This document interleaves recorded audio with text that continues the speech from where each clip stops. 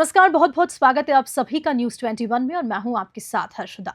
और खास इंटरव्यू में आज आप सभी का हम स्वागत करेंगे और बहुत बहुत खास मेहमान हमारे साथ आज न्यूज़ 21 के स्टूडियो में मौजूद हैं। गोरखपुर नगर निगम के mayor doctor Manglesh Srivastava ji. Sir, बहुत बहुत स्वागत है न्यूज़ 21 पे आपका। नमस्कार हर्षिता जी।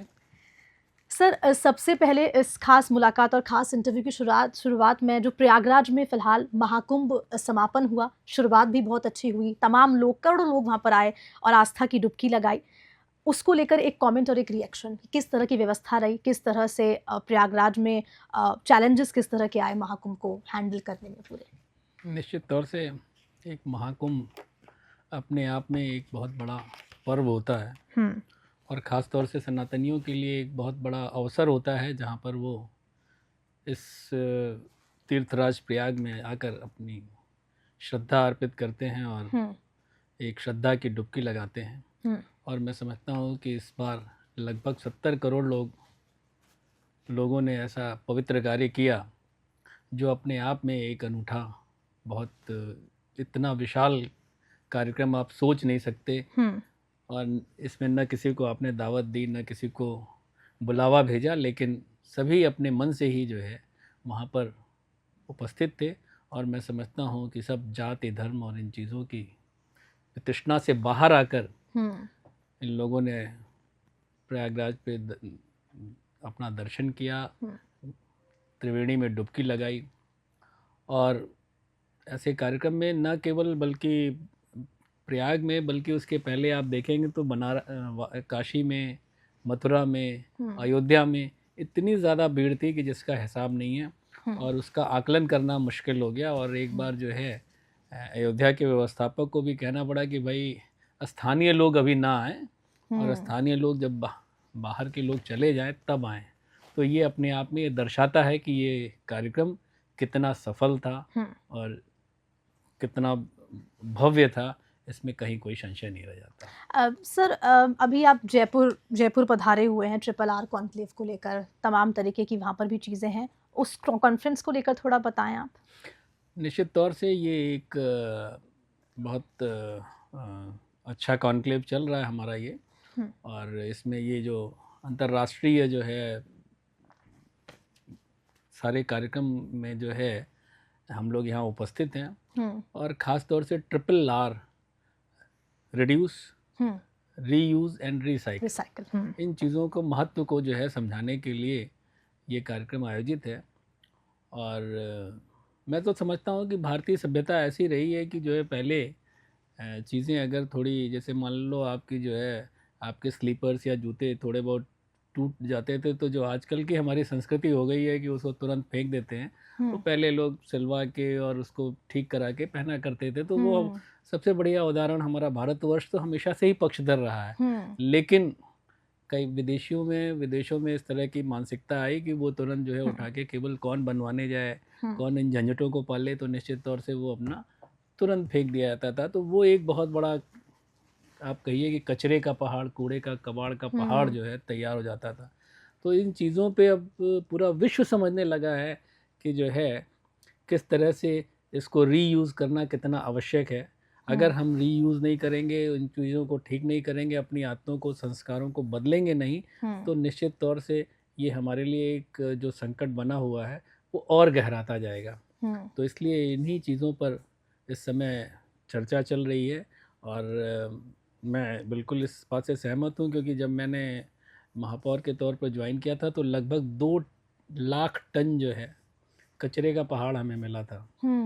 तो उसके लिए हम लोगों ने लग के 1 साल में उसको सब हटाया।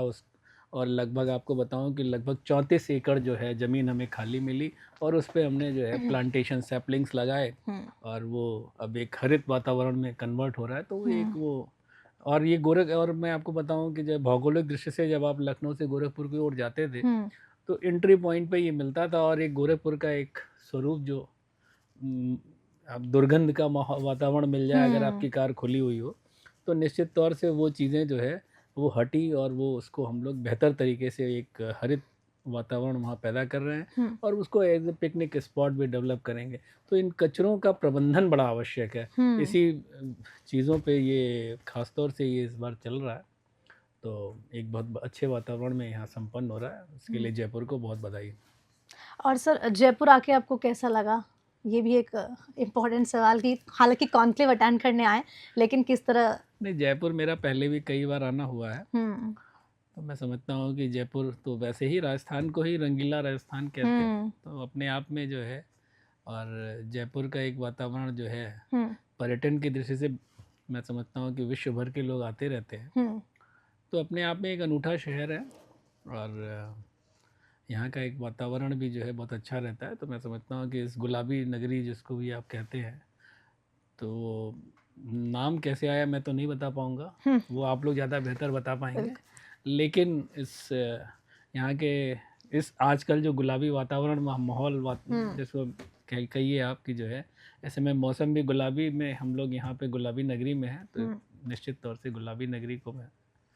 और सर प्रधानमंत्री नरेंद्र मोदी का अगर जिक्र किया जाए तो उनकी पहल से स्वच्छता अभियान, जो स्वच्छ भारत अभियान, जो ये मिशन लगातार इसको रिस्पांस भी मिला और लोग भी इस पे काम करे। अगर हम यूपी की बात करते हैं, मुख्यमंत्री योगी आदित्यनाथ हैं वहाँ पर, और सफाई की अगर हम बात करते हैं, एज अ मेयर आप गोरखपुर के हैं, किस तरह की सफाई व्यवस्था और साथ जो मूलभूत समस्याएं वहाँ पर लोगों की आती हैं उनको किस तरह से सुनते हैं, उसको किस तरह से निराकरण किया जाता है? देखिए, स्वच्छता की एक अपनी अलग इम्पोर्टेंस है, और हम जैसे अपना घर और के वातावरण को स्वच्छ रखते हैं, तो उसी तरह से हमें बाहर भी रखना चाहिए। ये बातें जो है हमारे देश के यशस्वी प्रधानमंत्री आदरणीय नरेंद्र मोदी जी ने इसकी पहल की, और इस पहल का परिणाम ये रहा कि जो है इस समय मैं समझता हूँ कि सारे देश में लोग जागरूक हुए, और स्वच्छता के प्रति जागरूकता का ये परिणाम है कि शहर काफ़ी बेहतर दिखने लगे। और इसी क्रम में मैं तो समझता हूँ कि आदरणीय हमारे उत्तर प्रदेश के मुख्यमंत्री योगी आदित्यनाथ जी का जहाँ तक सवाल है, वो तो इन चीज़ों के प्रति बहुत ज़्यादा जागरूक रहते हैं, और उनकी छोटी छोटी चीज़ों पर एक निगाहें रहती हैं, और सदैव जो है हम लोगों को एक उनका गाइडेंस मिलता है। मैं इसके लिए अपने आप को बहुत बहुत भाग्यशाली समझता हूँ, और निश्चित तौर से गोरखपुर के स्वरूप को काफ़ी उन्होंने बदल दिया, और उनके निर्देश में हम लोग काफ़ी बेहतर काम करते चले आ रहे हैं, और दिन प्रतिदिन गोरखपुर बहुत तेज़ी से बदल रहा है। चाहे वो गोरखपुर का जो शुरू का वातावरण हुआ करता था, पतली पतली सड़कें, दिन में बिजली आपकी रहे न रहे, इन सारी चीज़ों को एकदम से जो है एक चीज़ दिखती है कि एक नेतृत्व बदलता है, तो किस तरह से अगर उसका विज़न, नेतृत्व का विज़न है, तो वो अपने आप में चीज़ों को पूरी आमूल चूल परिवर्तन कर देता है।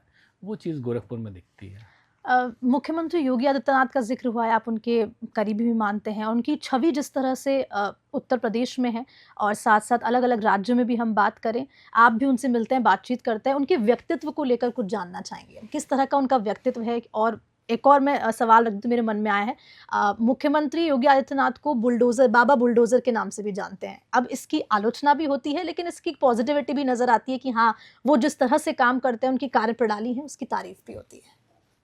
देखिए, योगी आदित्यनाथ जी का जो व्यक्तित्व है तो इतना विराट है कि हम लोग शायद उसका आगे एक अंश भी अपने जीवन में उतार लें तो हम सभी अपने जीवन में बहुत सफल हो जाएंगे, मेरा ये मानना है। क्योंकि जब भी चीज़ों पे बात होती है तो एक तरीके से उसमें कितना पॉजिटिव इनपुट हो सकता है, कितना बेहतर हो सकता है, उन चीज़ों को वो गाइड करते हैं। हम लोग कोई चीज़ों को भी, किस चीज़ों को भी लेके जाते हैं तो उसमें कुछ ना कुछ ये इस पॉइंट पे ध्यान रखना, यहाँ पे मतलब एक अभिभावक की तरह से गाइड करते हैं। तो ये हमारे लिए बड़ा बेहतर तरीका होता है कि हम सीखते भी हैं और गोरखपुर को बेहतर बनाने में सफल हो रहे हैं। अभी मैं आपको एक उदाहरण दूँ कि जो है STP का नाम काफ़ी आपने सुना होगा, सीवेज ट्रीटमेंट प्लांट, और सब शहरों में बड़े महंगे महंगे ट्रीटमेंट प्लांट लगते हैं सीवेज के, जो जितने भी पानी होता है, तो उसमें ये लगभग 1 MLD पे आपका 4 करोड़ का खर्चा आता है। और उनका बार बार ये रहता था कि भाई नेचुरल जो प्राकृतिक विधियां हैं शोधन की, जल शोधन की, उस पर हम लोग को विचार करना चाहिए। और काफ़ी दिन तक उनसे डिस्कशन हुआ और इन चीज़ों को हमने अभी गोरखपुर में किया है। और आपको जान के आश्चर्य होगा कि उसमें इस फाइटो रेमिडिएशन से हम लोगों ने जितने राप्ती नदी में जो कूड़ा कचरा जाता था उसको हम लोगों ने साफ किया है। और इससे पर MLD जहाँ पे वो 4 करोड़ का आता था वहाँ 2.5 लाख का आता है।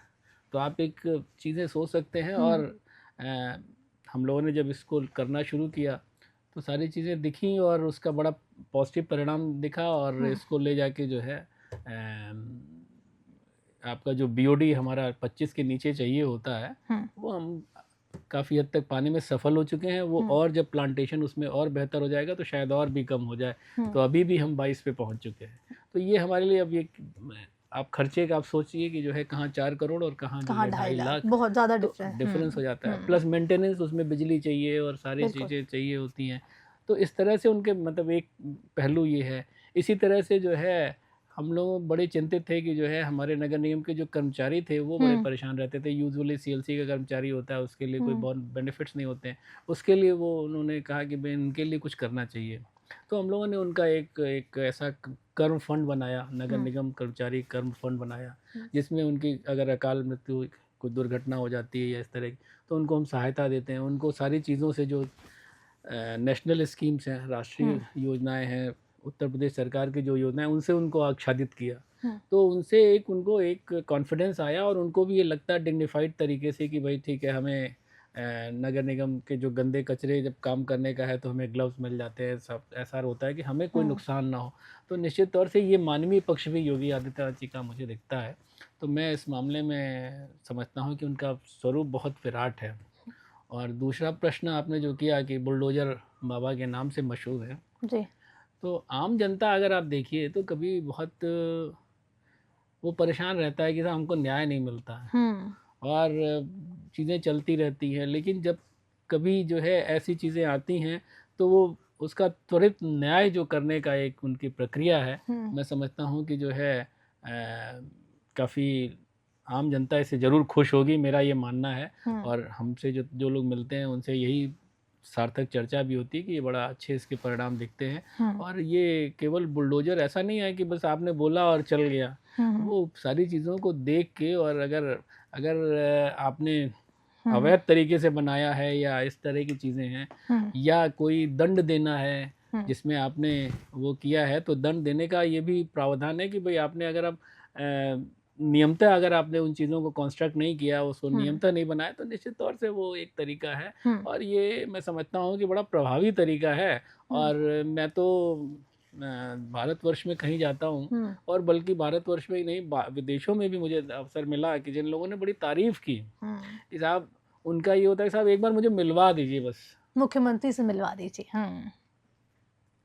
तो ये अपने आप में उनकी रेटिंग को दर्शाता है। तो इसलिए मैं समझता हूँ कि जो है इनको बेहतर तरीके से जो है जिस तरीके से उत्तर प्रदेश को हमारे बड़ा पिछड़ा समझा जाता था, और एक ज़माना था कि जिस समय हम लोग बहुत परेशान रहते थे, हमारे घर की बच्चियों को, ख़ासतौर से लड़कियों को निकलने में भी सोचना पड़ता था कि शाम के वक्त निकलें ना निकलें।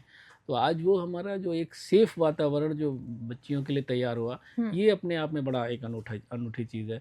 इसी तरह से लॉ एंड ऑर्डर की चाहे आप ले लें, चाहे वो गोरखपुर को और उत्तर प्रदेश को विकसित बनाने की और प्रक्रिया हो, उसको आप ले लें, चाहे वो बिजली की समस्या हो, चाहे वो, इन चीज़ों के प्रति उन्होंने बड़ा पॉजिटिव काम किया है। तो मैं समझता हूँ कि उत्तर प्रदेश बहुत तेज़ी से बदल रहा है, और उसी क्रम में गोरखपुर भी उसी पेस के साथ हम लोग बदलने की कोशिश कर रहे हैं, और उनके निर्देशन में हम लोग बदल रहे हैं। सर, ये तो बात सफाई की हो गई और मुख्यमंत्री योगी आदित्यनाथ के व्यक्तित्व की आपके, लेकिन पेशे से आप सभी को बता दूं कि सर पैथोलॉजी डॉक्टर भी हैं सर, उसके बारे में उसका सफ़र कैसा रहा, वो भी ज़रा आप जर्नी अपनी शेयर करें।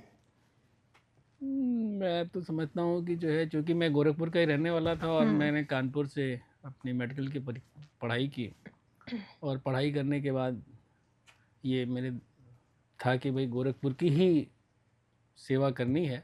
इस निमित्त मैं गोरखपुर शिफ्ट हो गया।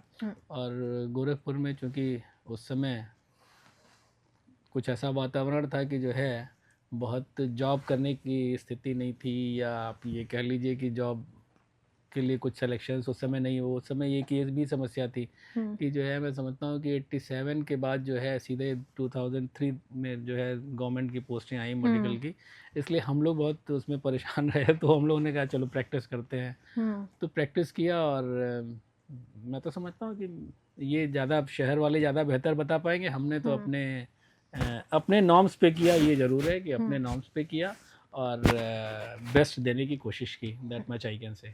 और सर अगर पैथोलॉजी फील्ड की अगर मैं बात करती हूँ, मेडिकल फील्ड की अगर बात करूँ, तमाम आजकल का यूथ भी है जो मेडिकल फील्ड में जा रहा है, किस तरह का मैसेज आप उनको देना चाहेंगे, specially for the medical students? देखिए, मेडिकल स्टूडेंट्स मैं समझता हूँ कि ये बड़ा पवित्र पेशा है, अगर इसको पवित्रता के साथ किया जाए तो ये उसमें जो है आप बाद में हर खबर में जो एक स्टार लगाते हैं ना, एक छोटा सा कंडीशन लगाते हैं, तो दिस कंडीशंस अप्लाई, तो वो वाली चीज़ है कि अगर आप इसको बेहतर करें तो कई बार जो है ऐसी घटनाएं आती हैं मुझे कि जब हमारा मरीज कभी बाहर मिलता है तो वो ऐसा इस तरह से बिहेवियर करता है कि शायद भगवान की इस तरह से करता हो। तो ऐसी चीज़ों को उसी पवित्रता के साथ करना चाहिए जिसमें उसको हमेशा फ़ायदा हो, और केवल अपने फ़ायदे के लिए नहीं। और अगर मरीज का फ़ायदा होगा, 2 पैसे डॉक्टर को भी मिलते हैं, तो निश्चित तौर से एक बहुत अच्छा पेशा है। और मैं देख रहा हूँ कि इधर कुछ ऐसी घटनाएं ज़रूर होती जा रही हैं जिसमें कि जो है मरीज और डॉक्टरों के बीच में